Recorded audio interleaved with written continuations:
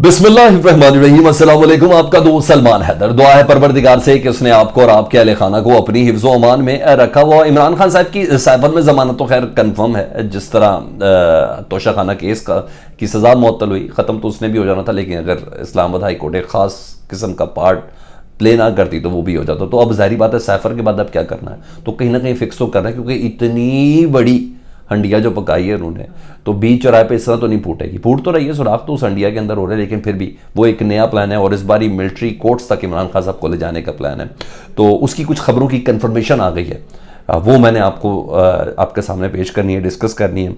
तलाल चौधरी साहब ने surgical strike मारा। वो तलाल चौधरी, वो नून लीग जो इस वक्त रिस्पॉन्ड नहीं कर रही थी पीपल्स पार्टी को, उन्होंने बिलावल को सर्जिकल स्ट्राइक मारी, यानी तलाल चौधरी को छोड़ दिया गया बिलावल के ऊपर।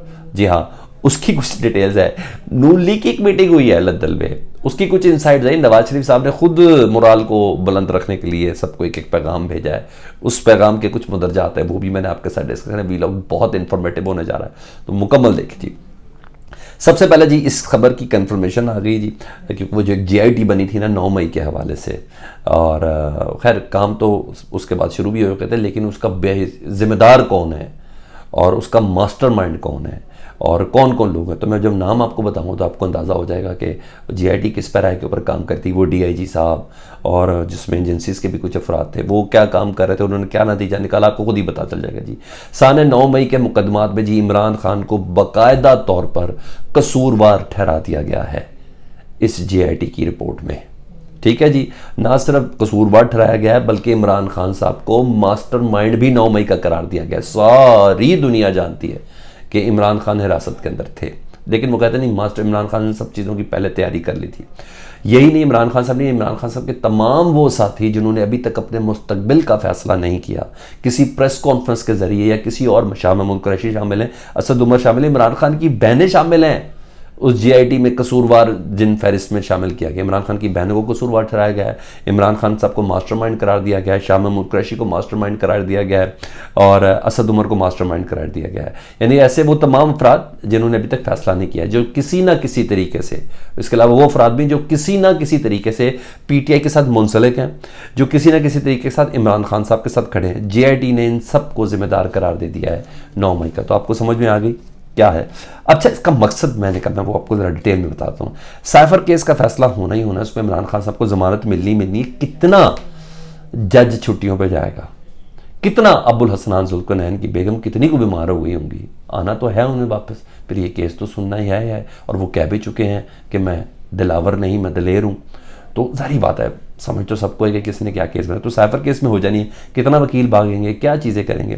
तो अब छुट्टियों से वो वापस भी आ गए। कल उन्हें एक समाअत के दौरान कहा ज़रूर था परवेज़ इलाही साहब के केस के दौरान कि शायद मैं कल ना आऊँ, लेकिन क्या पता शायद कह रहे थे आ भी जाएँ। आगे मामला तो सारी बात उठा के रखना है। तोशा खाना में इमरान खान साहब की सज़ा मुअत्तल हो चुकी है। सैफर में मैंने आपको बोला 2-4 दिन में ज़मानत हो जाए। तो अब तीसरा केस तो है, तो इतना बड़ा बेड़ा गर्क जो पाकिस्तान का हुआ, तो सिर्फ इसलिए थोड़ी है कि 3 केसेस में इमरान खान साहब बाहर आ जाएंगे। नहीं सर, बड़ी एनर्जी वेस्ट हुई है, बड़ी ताकत वेस्ट हुई है, बड़ा रियासती पैसा खर्च हुआ है, बड़े लोग, बड़े कॉम्प्रोमाइज़ हुए हैं, बड़े सॉफ्टवेयर अपडेट हुए हैं, बड़ी प्रेस कॉन्फ्रेंसेस हुई हैं।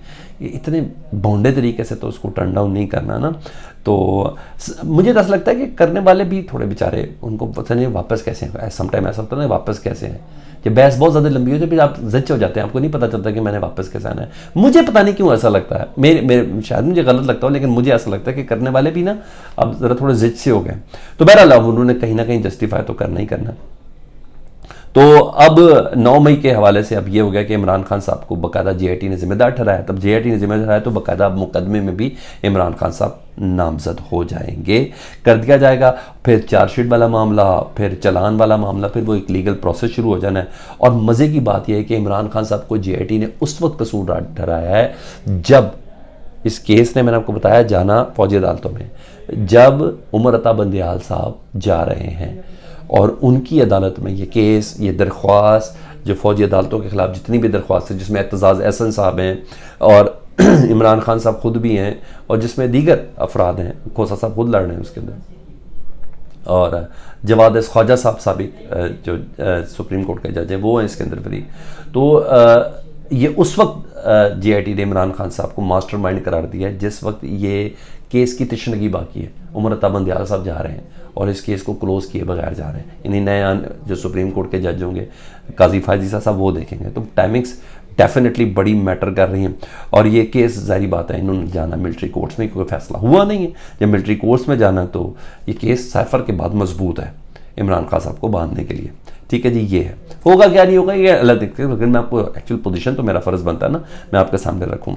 उधर साइफर केस का तो मैंने आपको बताया, बिलावल भुट्टो साहब ने भी कल ना थोड़ी सी नून लीग के ना ज़ख्मों पे बड़ी नमक पाशी की है और वो आपने बातें सुनी है। मैंने कल शाम के वीलॉग में उसको जिक्र भी कर दिया था। कई बातें इमरान खान साहब के हक़ में भी थी और वो कह रहे थे, बड़े भरे दिल से कह रहे थे मगर करनी पड़नी है इस वक्त, जब आगे का ज़ख्म दुश्मन का दुश्मन दोस्त होता है ना सर, वो ये बड़ा मसला है। ज़ख्म तो चाट रहे हैं तो उन्हें कहा अब आप कैद भुगत रहे हैं, जो कैद के अंदर इमरान खान साहब कोई कह रहे थे तो आप सियासतदान बन रहे हैं। मुझे नहीं पता बिलावल साहब ने कब सियासतदान बनना है। अगर कैद होने से ही बंदा सियासतदान बनता है तो मेरी ख्वाहिश होगी बिलावल साहब जल्द अज जल्द कैद में जाए और एक लंबी कैद में जाए, क्योंकि उनको सियासतदान उन्होंने बनना है और बड़ा अच्छा वाला बड़ा वाला सियासतदान बनना है। पाकिस्तान की बागडोर उन्होंने संभाल ली है। तो उन्होंने कहा अगर अवाम यहाँ तक चाहे मुझे बुरा लगे लेकिन अगर इमरान खान को भी वोट देना चाहती है अवाम तो हमें कोई एतराज़ नहीं होगा। फिर उन्होंने 90 रोज़ में इलेक्शन का मुतालबा भी कर दिया, वो भी डिमांड भी कर दी।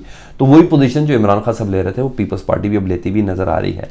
अब इस पर रिएक्शन आना शुरू हुआ। रिएक्शन भी वहाँ से आ रहा है नून लीग से, जिसने अभी तक रिएक्शन देने से मना किया हुआ था। और तलाल चौधरी साहब ने बिलावल भुट्टो, पहले भी तलाल चौधरी साहब ने एक बार बिलावल भुट्टो को रिएक्शन, तो बिलावल साहब ने उनको बता दिया, वो तंजीम साजी वाला मामला उनका बता दिया था कि भाई आप वो रिएक्शन दे रहे हैं। तो बिलावल भुट्टो, तलाल चौधरी साहब ने कहा है बिलावल भुट्टो साहब दूसरों को कह रहे हैं कि कठपुतलियां बन जाते हैं। बिलावल साहब ने ये भी कहा था ना कि लाने वालों को, एस्टेब्लिशमेंट को भी उन्होंने पूरा जैसे कहते हैं ना टोका कराया था कि जनाब अब आपको पता चल गया होगा नहीं कठपुतलियों के एक्सपेरिमेंट्स क्या होते हैं। उन्होंने कहा बिलावल साहब कह रहे हैं, तलाल चौधरी साहब कहते हैं कि बिलावल साहब दूसरों को कह रहे हैं कि कठपुतलियां बन जाते हैं। मर्दमशुमारी पर किसके कहने पर उन्होंने वोट दिया, यानी वो बता रहे हैं आपने एस्टेब्लिशमेंट के कहने पर मर्दमशुमारी पर वोट दिया था। ठीक है, आपको नहीं पता था, उनको नहीं पता था कि इलेक्शन आगे होगा मर्दमशुमारी से। तो कॉल और फेल में तजाद नहीं होना चाहिए, यानी मतलब खुलकर अब नून लीग जवाब देगी और फिलहाल आगाज़ जिनको लगाया गया है वो तलाल चौधरी साहब को आगे लगा दिया गया है। तो गेम स्टार्ट हो गई है जी, जिसका मुझे और आपको इंतज़ार तो नहीं था लेकिन यकीन तो था कि ये गेम होनी है। तो ये सब है और नून लीग रिस्पॉन्ड करने लगी है और नून लीग जितना रिस्पॉन्ड करेगी इस रिस्पॉन्स से ही पीटीआई को फ़ायदा होना है, इस रिस्पॉन्स से ही इमरान खान साहब को फ़ायदा होना है, क्योंकि पीपल्स पार्टी और पीटीआई की कुर्बत के लिए ज़रूरी है ये रिस्पॉन्स। मेरा तज़िया ये है। तो ये रिस्पॉन्ड करें, आप देखें क्या होता है। बंधे और भरे हुए तो सारे बैठे हैं। तो ये है। अच्छा, दूसरा गवर्नमेंट ने आखिर में नवाज शरीफ साहब की पैगाम के बाद जो मीटिंग हुई है उस पर ज़रा मैंने आपको बताना है, नून लीग की लंदन वाले मामले में। तो इन्होंने आईएमएफ को नए टैक्स लगाने से कहा था कि थोड़ा टैक्स कम हम कर दें, हमने आवाम को थोड़ा रिलीफ दे रहा है। तो आईएमएफ को भी पता है ना पाकिस्तान में क्या चल रहा है। उन्होंने कहा भाई ज़रा हमें डिक्टेट ना करें, अपनी फ़िक्र करें। आईएमएफ ने टिका कर जवाब दिया जी निगरान हुकूमत को। उन्होंने कहा है कि आप अपने हुकूमती अखराजात कम करें पहले, फिर हमसे आपने बात करनी है। और यही नहीं, आईएमएफ ने कहा है निगरान हुकूमत से कि स्टैंड बाय प्रोग्राम पर अमल दरामद करें। मुझे तो लगता है ये हुक्म है, ये डिमांड नहीं है।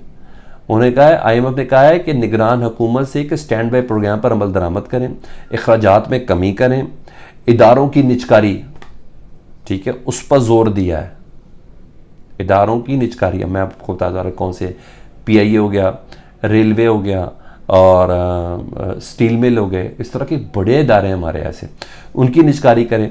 और 203 सरकारी कंपनियों को 203 सरकारी कंपनियों को मिनिस्ट्री से निकालकर वजारत ख़जाना के मातहत करें। अब 203 सरकारी कंपनियों को मिनिस्ट्री से निकाल के अगर वजारत ख़जाना के मातहत करने का मतलब है कि आईएमएफ के मातहत है। वजारत ख़जाना तो चलती है आईएमएफ की वजह से, तो आईएमएफ वजारत ख़जाना से सीधा आईएमएफ खुद बात करेगा। 203 कंपनियों को कहा है कि आपने वजारत ख़जाना के मातहत किया जाए, गवर्नमेंट से मुतालबा किया है। ठीक है जी, मतलब पीआईए, रेल, स्टील मिल वगैरह तो ये होंगे ही होंगे प्राइवेट। और जब ये बात कह रहे हैं तो मेरा ख्याल है कि जेनकोज और ये पेट्रोलियम डिवीजन कंपनियां ये भी सारी इसके अंदर शामिल हैं। तो ये हो गया। दूसरा मैं उस लड़ाई झगड़े वाली बात बताऊँ, एक लड़ाई झगड़ा माहौल विदिन नून लीग चल रहा है जी, बड़े इख्तलाफात चल रहे हैं, बड़े मुतालबात है कि नवाज शरीफ वापस आ जाए, हमारा बेड़ा गर्क हो चुका है, सब कुछ ये सब चल रहा है ना इस वक्त। तो सारे बड़े बड़े पहुँचे हुए भी उधर ही हैं, तो पार्टी का मोराल भी बहुत ज़्यादा डाउन है। तो लड़ाई झगड़े का एक माहौल है नून लीग के अंदर। तो कुछ लोग ये भी कह रहे हैं कि भाई नवाज शरीफ साहब ना आए क्योंकि भाई लोग इस्तकबाल के लिए नहीं पहुँचेंगे बल्कि बिजली के बिल लेके पहुँचेंगे, क्योंकि बिजली के बिल तो आपके भाई नहीं दिए ना सारे, तो ये तो पहुँचेंगे। तो कल एक लॉलीपॉप दिया जी जो मेरे पास पहुँचा है, और मैं पार्टी के तमाम रहनुमाओं को मैसेज किया जी, और मैसेज करके कहा कि मैं अगले माह पाकिस्तान चला जाऊँगा। आना होना कुछ नहीं है, ये सिर्फ और सिर्फ मोराल को चखने की कोई कोशिश है। अगर ऐसा चक्का जाता है तो देख लेते हैं अगले माह कितना दूर है, वो भी इंतज़ार कर लेते हैं। अपना बहुत ज़्यादा ख्याल रखें। अल्लाहुम्मा सल्ली अला मुहम्मद व आले मुहम्मद।